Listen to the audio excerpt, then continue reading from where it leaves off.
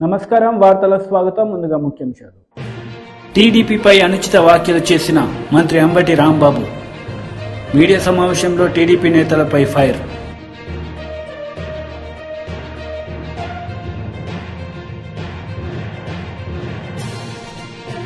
మంత్రి సీతక్క మీడియా సమావేశం, పలు అంశాలపై వివరణ.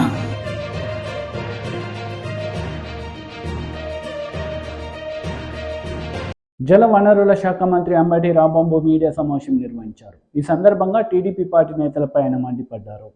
ముందు మాట్లాడలా, మర్చిపోయినా అన్నాడు. కింద నుంచి వస్తున్నారు, రాంబాబు గురించి మాట్లాడు, రాంబాబు గురించి మాట్లాడు, రాంబాబు గురించి మాట్లాడాను. అంబటి రాంబాబు నడుస్తున్నారు. మీ సభలోనే నా గురించి అరుస్తున్నారంటే నాకున్న ప్రాధాన్యత ఏంటో నేను ప్రత్యేకంగా చెప్పవలసిన అవసరం లేదని మనం చేస్తున్నాను. అప్పుడు గుర్తొచ్చింది అంబటి రాంబాబు, ఆంబోతు రాంబాబు. నన్ను ఆంబోతు అన్నప్పుడల్లా నేను అంటూనే ఉంటా, దాని ఏం సందేహం లేదు. మరొక్కసారి అంటున్నా, చంద్రబాబు నాయుడు గారు నన్ను ఆంబోతు అంటున్నావు, రంకెలేస్తున్నాను అంటున్నావు. నేనేమనాలయ్యా, చెప్పా కదా, స్టాండర్డ్ లేదు. ఆంబోతులకు ఆవుల్ని సప్లై చేసి రాజకీయంగా ఎదిగినటువంటి వ్యక్తివి నారా చంద్రబాబు నాయుడు గారు, గుర్తుపెట్టుకోమని మనం చేస్తున్నా. ఇలా పదే పదే ఆంబోత్ అంటే ఏ ఆంబోతుకు ఏ ఆవుని సప్లై చేశావో కూడా చిట్టా తీస్తా జాగ్రత్త అని మనం చేస్తున్నాం. అది కూడా చేసి అడ్రస్తో సహా చెప్తే నువ్వు మళ్ళా ఏడవలసి వస్తుందయ్యా చంద్రబాబు నాయుడు గారు.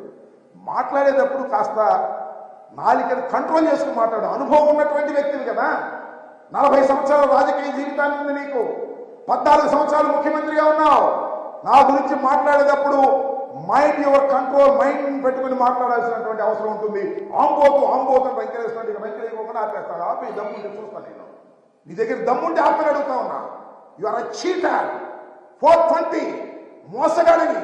రాష్ట్ర ప్రజల్ని మోసం చేశావు, ఎన్టీ రామారావుని మోసం చేశావు, తెలుగుదేశాన్ని మోసం చేశావు, నీ బంధువుల్ని కూడా మోసం చేసినటువంటి 420 వ్యక్తిని నువ్వు ఇవాళ మాట నీ నూకలు చెల్లే రాజకీయంగా. ఇంకా ఈ రాష్ట్రంలో నీకు భవిష్యత్తు లేదు, నీ పార్టీకి భవిష్యత్తు లేదు. అందువల్ల పెద్ద నేను కాదు వెంకటేశ్వర, ఇన్ని వెంకటేశ్వర శంకర్రావు అంటాడు. తమ్ముళ్ళు శంకర్రావు కాజేస్తున్నాడు, శంకర్రావు కాజేస్తున్నాడా? ఏం పోయేగానే వచ్చిందని నాకు అర్థం కాలేదు. ఇలాంటి తప్పుడు ఆరోపణలు చేసేటటువంటి కార్యక్రమాన్ని నువ్వు టీడీపీ నేతలు మీడియా సమావేశం నిర్వహించారు. ఈ సందర్భంగా పలు అంశాలపై వారు మాట్లాడారు. నాయుడు గారు సుమారుగా 100 సంక్షేమ కార్యక్రమాలు అమలు చేసి బీసీలు ప్రత్యేకంగా ఒక 30 సంక్షేమ కార్యక్రమాలు అమలు చేసిన ఘనత శ్రీ చంద్రబాబు నాయుడు గారిది. ఈ 5 సంవత్సరాల కాలం చూసినట్టయితే ఈ 30 సంక్షేమ కార్యక్రమాలు కూడా బీసీలకు సంబంధించి, అది విదేశీ విద్య కావచ్చు, లేకపోతే స్టడీ సర్కిల్స్ కావచ్చు, ఆదరణ పథకం కావచ్చు, ఒక రుణ సౌకర్యం కావచ్చు, పెళ్లికాను కావచ్చు, అనేక పథకాలు రద్దు చేసిన పార్టీ ఈ వైఎస్ఆర్సీపీ పార్టీ. తరువాత ఈ 100 సంక్షేమ కార్యక్రమాలు తెలుగుదేశం పార్టీలో అమలు చేయడంతో పాటు బీసీ సప్లాన్ని ప్రత్యేకంగా సుమారుగా 37,000 కోట్ల రూపాయలు 2014-19 మధ్య ఖర్చు పెట్టి బీసీలకి ఒక సప్లాన్ ద్వారా ఒక ప్రత్యేకతను చాటుకున్న వ్యక్తి చంద్రబాబు నాయుడు గారు. ఇక రెండో విషయానికి వచ్చినట్టయితే, ఏదైతే బీసీలకి స్థానిక సంస్థల్లో రిజర్వేషన్స్ స్వర్గీయ నందమూరి తారక రామారావు గారు ఒక 20% కల్పించారో, ఆ 20% ఉన్న స్థానిక సంస్థల్లో ఉన్న బీసీలకు ఉన్న రిజర్వేషన్స్ 34% పెంచిన ఘనత శ్రీ చంద్రబాబు నాయుడు గారిది. మరి ఈ ప్రభుత్వం ఏం చేసింది అంటే 34% కోత కోయటం ద్వారా, తమ యొక్క అసమర్థత ద్వారా సుమారుగా బీసీలకున్న 34% స్థానిక సంస్థల రిజర్వేషన్స్ 24% కోత పెట్టి 16,800 పోస్టులు పోగొట్టిన దౌర్భాగ్య ప్రభుత్వం ఈ ప్రభుత్వం. అందులో సర్పంచులు ఉన్నారు, ఎంపీటీసీలు ఉన్నారు, జడ్పీటీసీలు ఉన్నారు, కౌన్సిలర్స్ ఉన్నారు, కార్పొరేటర్స్ ఉన్నారు, జిల్లా పరిషత్ చైర్మన్స్ ఉన్నారు. అంటే ఈ ప్రభుత్వంలో బీసీలకు ఎంత అన్యాయం జరిగిందో ఈ రెండు విషయాల ద్వారా మనకి తెలుస్తుంది. ఒకటి బీసీ సప్లాను, రెండు ఈ రిజర్వేషన్స్లో ఉన్న కోత. ఇంతకన్నా ఏం కావాలా? బీసీలకు ఉన్న సంక్షేమ పథకాల్లో 30 సంక్షేమ పథకాలు రద్దు చేసిన ప్రభుత్వం ఈ ప్రభుత్వం. ఇక ఈ ప్రభుత్వం చేసింది ఏంటయ్యా అంటే 56 కార్పొరేషన్స్ ఒక ఏర్పాటు చేసి వాళ్ళని కార్పొరేషన్ చైర్మన్స్కి ఒక విధులు నిధులు కూడా లేకుండా ఉచ్చ విగ్రహాలుగా మార్చిన ఘనత ఈ ప్రభుత్వాన్ని. నేను ఒకటే ప్రశ్నిస్తున్నాను ఈ ప్రభుత్వాన్ని, ఏ ఒక్క సామాజిక వర్గానికైనా మీరు ఒక్క పైసా రుణ సౌకర్యం కల్పించారా అని చెప్పి మేము క్వశ్చన్ చేస్తున్నాం. ఎక్కడా లేదు. అంటే బీసీలకు జరిగిన అన్యాయం ఒకసారి చూసినట్టయితే ఎంతగా నష్టపోయిందో మనం ఈ 5 సంవత్సరాల్లో బీసీలంతా కూడా గ్రహిస్తున్నారు. ఇదొక చారిత్రాత్మకమైన సమయం. బీసీలంతా కూడా ఒక నిశితంగా ఆలోచన చేయాల్సిన పరిస్థితి ఉంది. ఇక ఈ 5 సంవత్సరాల కాలంలో రాష్ట్రంలో జరిగిన బీసీలపై జరిగిన దాడులు చూసినట్టయితే అటు పల్నాడు మొదలుకొని ప్రొద్దుటూరు వరకు, మొన్న రేపల్లిలో ఒక అమర్నాథ్ గౌడ్ అనే చిన్న పిల్లోడిని చంపిన వైనాన్ని చూసినంత వరకు కూడా బీసీలపైన అనేకమైన దాడులు, అకృత్యాలు, అటు తెలుగుదేశం పార్టీ నాయకులపైన, ఇటు ప్రజలపైన, బీసీలపైన అనేక దాడులు చూసాము. ఇదంతా కూడా ఈ ప్రభుత్వం యొక్క అసమర్థత, ఈ ప్రభుత్వం యొక్క దౌర్భాగ్య పరిస్థితిని తెలియజేస్తుంది. మా నాయకుడు చంద్రబాబు నాయుడు గారు ప్రజలకి, బీసీలకి ముఖ్యంగా ఒక హామీ ఇచ్చారు. ఏదైతే భవిష్యత్తు గ్యారంటీ పథకం ఉందో అందులో బీసీల రక్షణ చట్టం అనేది ఒకటి తీసుకొచ్చి బీసీలందరూ కూడా ఒక రక్షణ కల్పించే విధానాన్ని అయినా బీసీల ముందు తీసుకొస్తున్నారు. మేము ఒకటే తెలియజేస్తున్నాం, తెలుగుదేశం పార్టీకి బీసీలకు ఉన్న అనుబంధం విడదీయలేని అనుబంధం. ఎందుకంటే ఈ మాట ఎందుకుంటున్నానంటే స్వర్గీయ నందమూరి తారక రామారావు ఏదైతే బీసీలకు ఒక నాయకత్వాన్ని ఇచ్చారో ఆ నాయకత్వాన్ని ముందుకు తీసుకెళ్ళి వాళ్ళని ఉన్నతమైన స్థానాల్లో కూర్చోబెట్టింది చంద్రబాబు నాయుడు గారు. మరి అటువంటి బంధాన్ని ఈ ప్రభుత్వం ఒక సామాజిక న్యాయం అని చెప్పి, సంక్షేమం అని చెప్పి ఎన్ని కబుర్లు చెప్పినా, ఈ కళ్ళబొల్లి మాటలు చెప్పినా బీసీలు నమ్మే పరిస్థితుల్లో లేరు. ఇప్పుడిప్పుడే వాస్తవిక పరిస్థితులన్నీ కూడా తెలుసుకునే సమయం బీసీలకు వచ్చింది. ఈ మధ్యకాలంలో కూడా చూసాం, వైఎస్ఆర్సీపీ ప్రభుత్వం సామాజిక సాధికార బస్ యాత్ర అనేది ఒకటి స్టార్ట్ చేశారు. అది బీసీలందరూ కూడా ఒకటే భావన, అది బీసీలపైన జరిగిన దండయాత్రగానే భావించారు తప్ప ఒక సామాజిక సాధికార యాత్రగా బీసీలు ఎక్కడా కూడా భావించిన సందర్భం లేదు. ఇక ఈ మధ్యకాలంలో చూసాం, బీసీ కులగణన అనేది ఒకటి మొదలుపెట్టారు. మంత్రి సీతక్క మీడియా సమావేశం నిర్వహించారు. ఈ సందర్భంగా పలు అంశాలపై ఆమె మాట్లాడారు. అడుగుతారు, పోయి అంతకుముందు కూడా అడిగి వచ్చిండ్రు. వారు వస్తున్నారు కాబట్టి మర్యాదపూర్వకంగా ఒక రాష్ట్ర ముఖ్యమంత్రి కలవడం అనేది అది ఆనవాయితీగా కలుస్తారు. అది ఖచ్చితంగా అది ఒక అంటే ఒకరినొకరు రెస్పెక్ట్ చేసుకోవడం, దాంట్లో ఎలాంటి రాజకీయం కోణం లేదు. మీకు మళ్ళీ చెప్తున్నా, మాకు వాళ్లకు చాలా రాజకీయమైనటువంటి విభేదాలు, సిద్ధాంతపరమైనటువంటి, రాజకీయం కాదు సిద్ధాంతపరంగానే చాలా వ్యత్యాసాలు ఉంటాయి. కాబట్టి ఆయన పీఎంగా మేము వారిని గౌరవిస్తాము. మన రాష్ట్రానికి వచ్చినప్పుడు రాష్ట్రానికి రావాల్సినటువంటి వాటాను ఖచ్చితంగా వినతి రూపంలో విన్నపం చేస్తాం.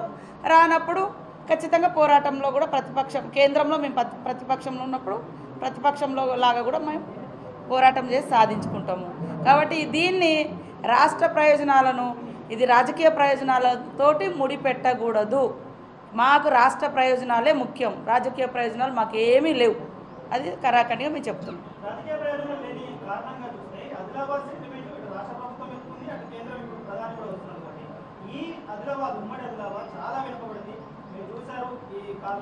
సూపర్ స్పెషాలిటీ హాస్పిటల్ వచ్చింది కానీ వైద్యులు లేరు.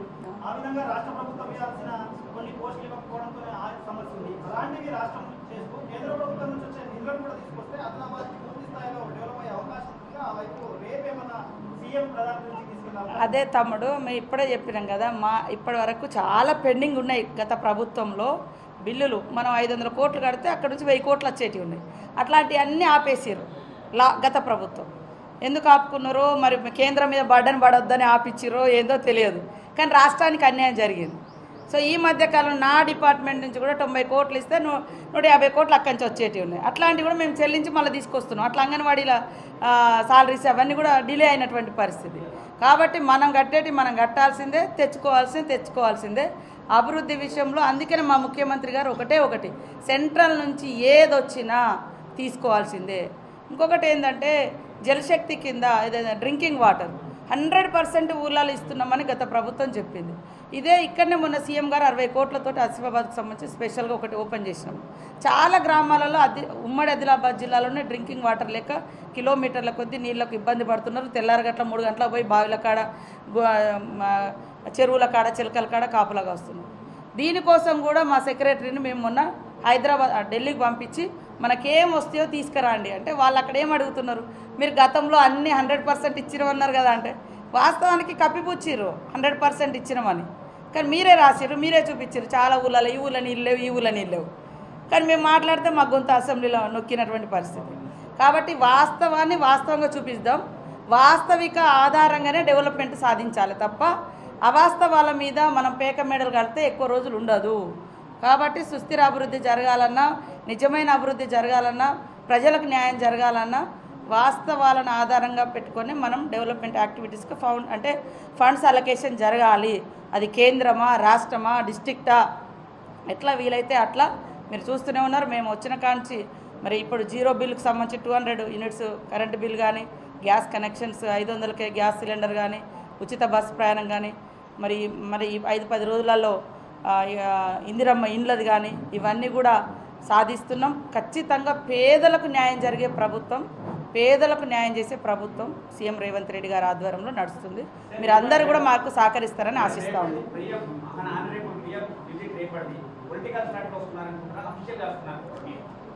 వారు ఏ స్టంట్లోనే రాని మా కాడ ఒక 6,000 కోట్ల రూపాయల ఓపెనింగ్స్ ఉన్నాయి. అదైతే అధికారిక కార్యక్రమము, అంతవరకు మేము ఉంటాము. తర్వాత వారిని సెండప్ చేసేటప్పుడు యాజ్ ఇన్ఛార్జ్ మినిస్టర్గా నేను ఉంటా కదా, గౌరవంగా. పొలిటికల్ ప్రోగ్రామ్స్ అది అన్ని ఏదైనా ఉండని, కానీ అఫీషియల్ కార్యక్రమం అయినప్పుడు మాత్రం మేము ఉంటాం. అంతవరకు ఫ్రెండ్లీ కాదు, అభివృద్ధి కోసం సత్సంబంధాలు అంతే తప్ప. అంటే వారిని సెంట్రల్ ప్రధానమంత్రిగా మేము గౌరవిస్తున్నాం. రాష్ట్రాన్ని కూడా, రాష్ట్రానికి రావాల్సినటువంటి వాటా వారు ఇచ్చినంతకాలం మాకు ఏం అభ్యంతరం.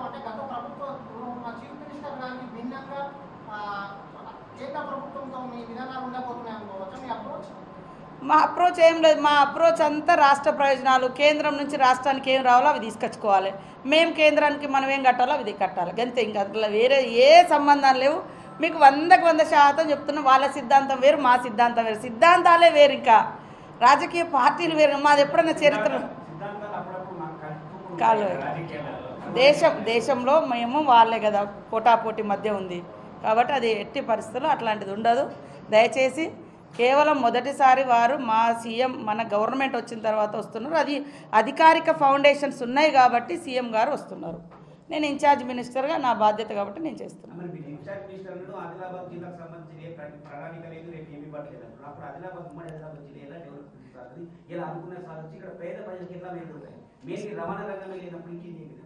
తీసుకొస్తామన్నా ఫస్ట్ వస్తున్నారు, తప్పకుండా మా అఫీషియల్ నుంచి ఆఫీస్ నుంచి వస్తాయి. ముఖ్యమంత్రి గారి ఆధ్వర్యంలో జరుగుతుందని చెప్తున్నా. ఏది ఇచ్చినా ముఖ్యమంత్రి గారు ఒక పిఎం గారు వస్తున్నారు కాబట్టి రాష్ట్ర ముఖ్యమంత్రి గారు వారి చేతుల మీదుగా ఇస్తారు. తప్పకుండా మేము ఈ జిల్లాను ఎక్కడ కూడా వెనుకబాటు గురి కాకుండా 100% కష్టపడదాం. మేము అందరం కలిసి కష్టపడి ఆ అక్షరంలో ఎట్లయితే ముందుందో అభివృద్ధిలో కూడా ముందంజలోకి తీసుకెళ్దాం. గతంలో పీఎం వచ్చినప్పుడు సీఎం కేసీఆర్ అయితే ఆహ్వానం పలకలేదు, మరి ఈసారి రేవంత్ రెడ్డి ఆహ్వానం పలకలేదు. ఒక కొత్త ఒరవడికి శ్రీకారం చుట్టినట్టుగా భావించవచ్చు. ఏదైనా అనుకోండి, ఇప్పుడు గవర్నర్ గారికి కూడా వారు కనీసం ఆహ్వానం పలకలే, గవర్నర్ ప్రోటోకాల్ కూడా పాటించలే, మేము పాటించినాం. అది ఎవరికి ఇచ్చే గౌరవం వాళ్ళకి ఇవ్వడమే, అంతే తప్ప రాజకీయాలు వేరు, అభివృద్ధి వేరు, గౌరవ మర్యాదలు వేరు. మీకు తెలియదు కాదు, గౌరవం అంతే, రెస్పెక్ట్ ఇస్తున్నాము. అది రెస్పెక్ట్ కూడా రాష్ట్ర ప్రయోజనాలను దృష్టిలో పెట్టుకొని, అదేవిధంగా రాజ్యాంగబద్ధంగా వారికి ఉండే హక్కు, వారికి ఉండే గౌరవాన్ని దృష్టిలో పెట్టుకొని వారికి ఇచ్చే గౌరవాన్ని వారికి ఇస్తాం.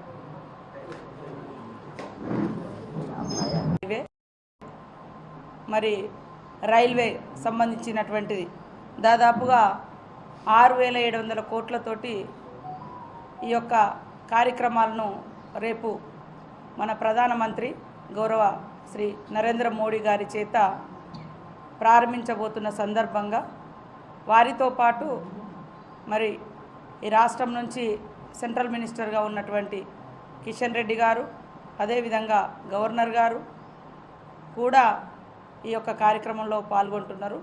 వారు వస్తున్న సందర్భంగా దాదాపుగా 8 హెలిప్యాడ్స్ ఏర్పాటు చేసి శంకుస్థాపనకు సంబంధించినటువంటి అధికారిక కార్యక్రమాలను కూడా వెనువెంటనే జిల్లా కలెక్టర్ గారు, ఎస్పీ గారు, R&B డిపార్ట్మెంటు, వివిధ శాఖల అధికారులు, అదేవిధంగా ఈ యొక్క కార్యక్రమంలో భాగంగా మరి మహబాద్ ఎస్పీ గారు, అదేవిధంగా అడిషనల్ అండర్ ట్రైనింగ్ ఆఫీసరు వీరందరూ బీజేపీ ఏపీ రాష్ట్ర అధ్యక్షురాలు దగ్గుబాటి పురంధేశ్వరి మీడియా సమావేశం నిర్వహించారు. ఈ సందర్భంగా పలు అంశాలపై ఆమె మాట్లాడారు. అయితే నాయకులు వస్తున్నారు అనేటువంటి డేట్ మాకు తెలియజేస్తారు. మేము ఆ విధంగా తయారై మేము ముందుకు వెళ్తాం. హైదరాబాద్లో ఒక రాష్ట్ర సమావేశం జరిగింది, పొత్తులు ఉండవనే సంకేతాలు ఇచ్చారనేది ఒక ప్రచారం జరుగుతుంది. అంతవరకు వాస్తవం నిన్న ఇవాళ ఇక్కడ జరిగింది కదండి. ఇక్కడ ఈ సమావేశం 2 రోజులు జరిగిన తర్వాత ఈ హైదరాబాద్లో జరిగింది అని చెప్పడం ఎంతవరకు కరెక్టు? అసలు జరిగిందో లేదో మీరు ఊహించుకుంటున్నారు కానీ మా వాళ్ళు ఎవరు చెప్పలేదు కదా, మా పార్టీ కానీ నాయకులు ఎవరు చెప్పలేదు కదా. ప్రచారం అని మీరే అంటున్నారుగా. సో దానికి సమాధానం ఇవ్వాల్సినటువంటి అవసరం ఉంది. నిన్న ఇవాళ జరిగినటువంటిది చాలా మేజర్ మీటింగ్ మాకు. నమస్కారం. అన్నట్లుగా ప్రజాస్వామికంగా నిర్ణయాలు తీసుకోబడతాయి భారతీయ జనతా పార్టీలో.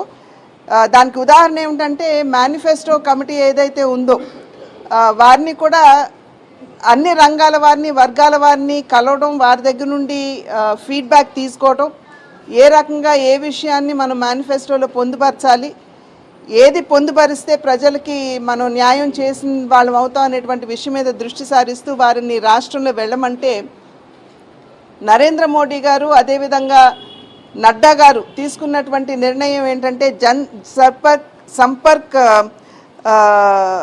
లేఖ జన్మత్ లేఖని ప్రజల్లోకి తీసుకువెళ్ళమని చెప్పి వారు కూడా ఆదేశించడం జరిగింది.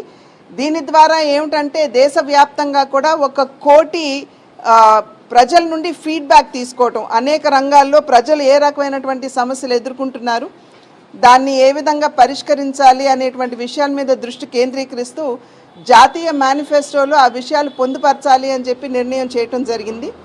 అలా చూసుకున్నట్లయితే ఆంధ్ర రాష్ట్రంలో దగ్గర 50,000 మంది ఆంధ్రుల దగ్గర నుండి ఫీడ్బ్యాక్ తీసుకోమని చెప్పి వారు చెప్పారు. మరి జనసంపర్క్ చేయడానికి బళ్ళు కూడా ఢిల్లీ నుండి వస్తాయి.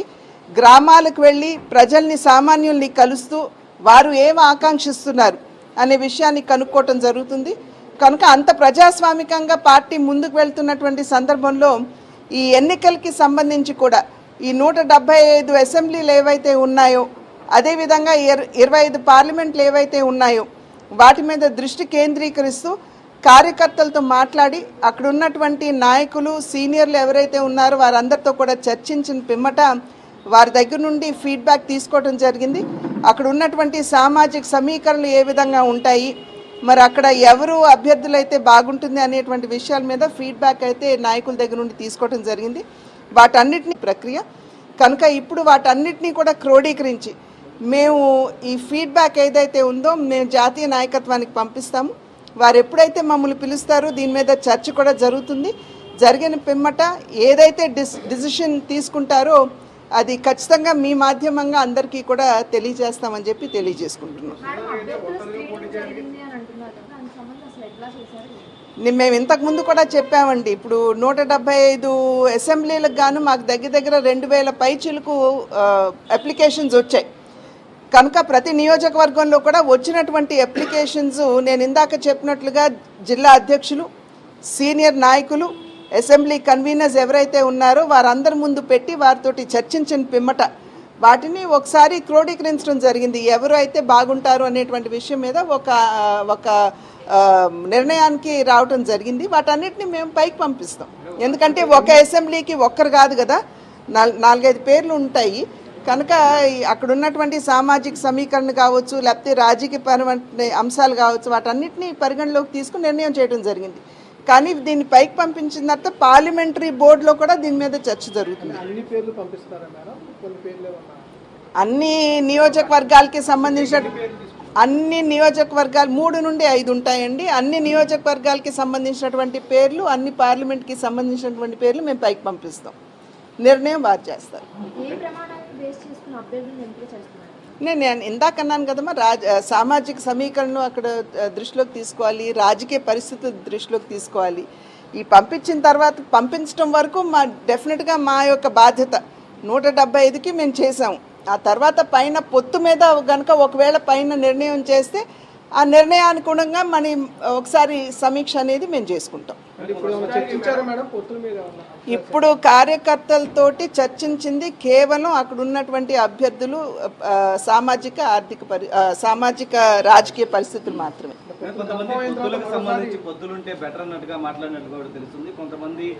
ఇక్కడ పొత్తుల గురించి ఈ 2 రోజుల్లో కార్యకర్తలతోటి అస్సలు చర్చ జరగలేదు. కేవలం మాకు వచ్చినటువంటి అప్లికేషన్స్ ఏవైతే ఉన్నాయో అవి ఈ జిల్లా వారీగా అక్కడ ఉన్నటువంటి నాయకుల ముందు పెట్టి దాని మీద మాత్రమే చర్చ జరిగింది. ఇందాకన్నట్లుగా పొత్తు మీద నిర్ణయం పైన తీసుకుంటారు. మా బాధ్యత మేము అన్నీ కూడా ఇక్కడ క్రోడీకరించి పైకి పంపించిన తర్వాత వారు ఒకవేళ పొత్తు మీద నిర్ణయం తీసుకుంటే మాకు తెలియజేస్తారు. దానికి అనుగుణంగా మళ్ళీ ఒకసారి సమీక్ష జరుగుతుంది. మేము 175 అసెంబ్లీలకు సంబంధించి 25 పార్లమెంట్లకు సంబంధించినటువంటి పేర్లు మేము ఇవాళ సమీక్ష అయిపోయింది కాబట్టి రేపు ఎల్లుండిలో మేము పంపిస్తాం. ఆల్రెడీ రాజ్నాథ్ సింగ్ గారు వచ్చారు కదండి. రాజ్నాథ్ సింగ్ గారు వచ్చారు. ఏలూరులో కేవలం కార్యకర్తలతోటే ఒక బ్రహ్మాండమైనటువంటి మీటింగ్ కూడా మేము నిర్వహించుకోవడం జరిగింది. ఎప్పటికప్పుడు మాకు పైనుండి సూచనలు వస్తాయి. ఎప్పుడైతే నాయకులు వస్తున్నారు అనేటువంటి డేట్ మాకు తెలియజేస్తారు. మేము ఆ విధంగా తయారై మేము ముందుకు వెళ్తాం.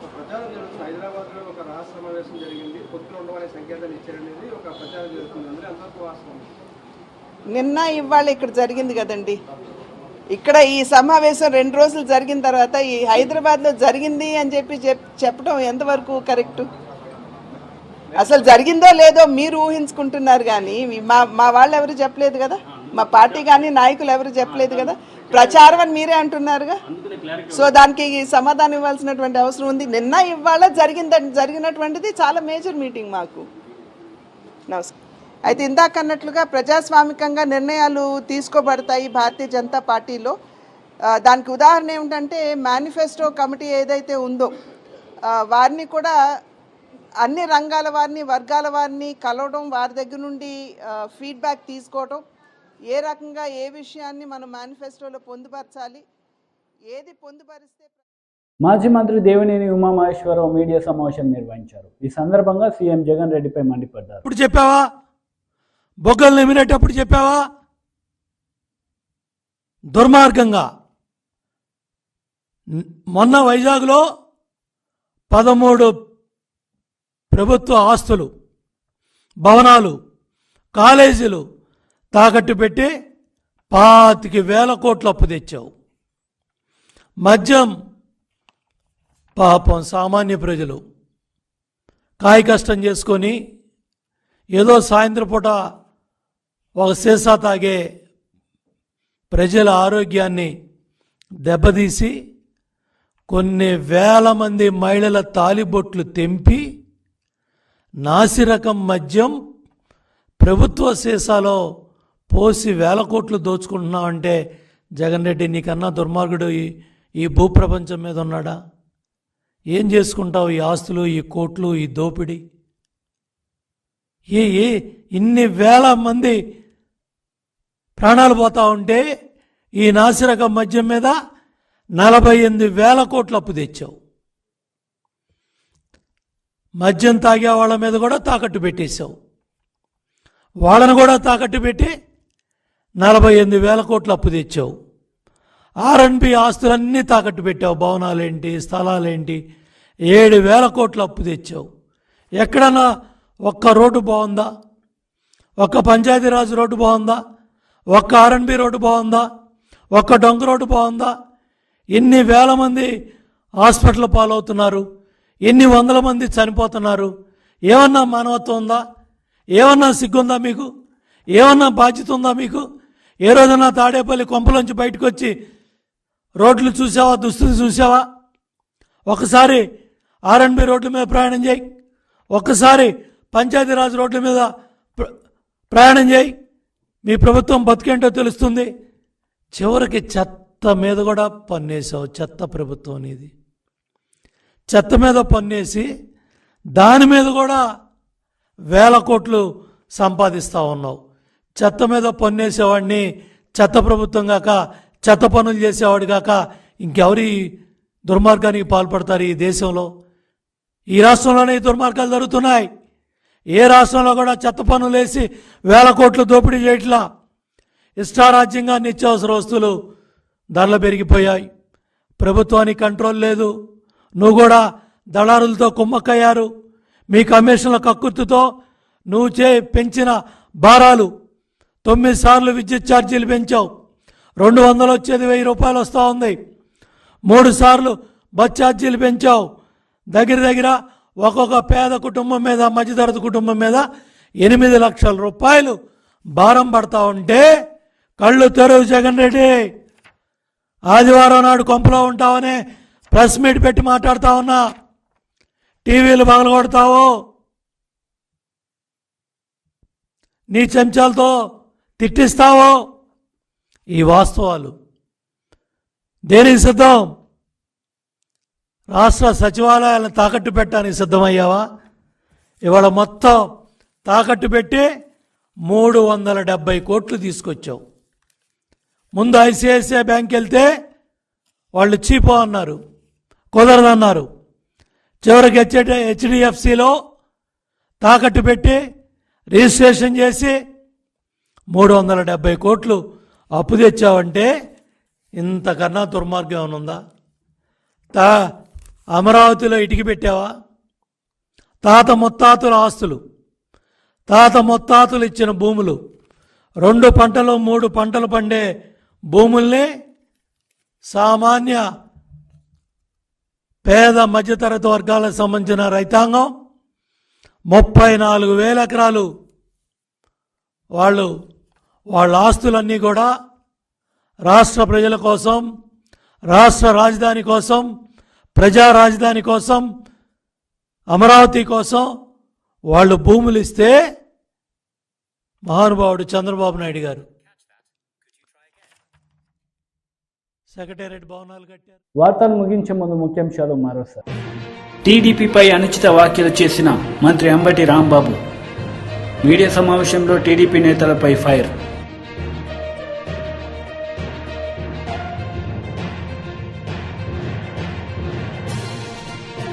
మంత్రి సీతక్క మీడియా సమావేశం, పలు అంశాలపై వివరణ.